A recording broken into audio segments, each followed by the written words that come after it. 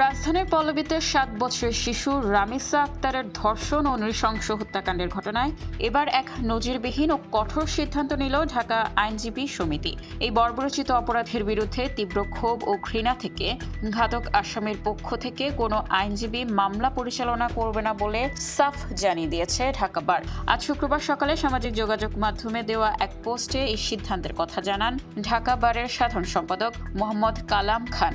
কার্যনির্বাহী কমিটির এই সিদ্ধান্তের কথা উল্লেখ করে তিনি স্পষ্ট জানান, ঢাকা বারের কোনো বিজ্ঞ আইনজীবী রামিসা হত্যা মামলার আসামির পক্ষে আদালতে দাঁড়াবেন না। সামাজিক ও পেশাগত দায়বদ্ধতা থেকে আইনজীবীদের এই সম্মিলিত অবস্থান।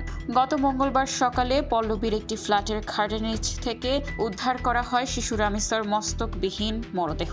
পরে বাথরুমের একটি বালতি থেকে তার বিচ্ছিন্ন মাথা উদ্ধার করে পুলিশ। এই পাশবিক ঘটনার পর প্রধান আসামি সোহেল রানার স্ত্রী স্বপ্না আক্তারকে স্থানীয়রা প্রথমে আটকে রাখলেও জানালার গ্রিল কেটে পালিয়ে যায় মূল আসামি সোহেল রানা। তবে শেষ রক্ষা হয়নি। ঘটনার 24 ঘন্টার মধ্যেই নারায়ণগঞ্জের ফতুল্লা এলাকা থেকে তাকে গ্রেপ্তার করে পুলিশ।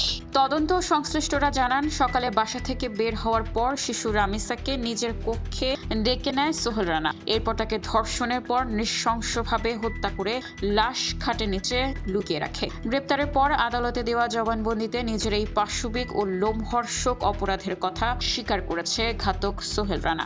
আইনজীবীদের এমন সিদ্ধান্ত অপরাধীদের জন্য একটি বড় মনস্তাত্ত্বিক ধাক্কা এবং সমাজের জন্য একটি শক্ত বার্তা। দেশজুড়ে এখন একটাই দাবি, তদন্ত শেষ করে দ্রুততম সময়ের মধ্যে যেন এই নরপিশাচের দৃষ্টান্তমূলক ফাঁসি নিশ্চিত করা হয়।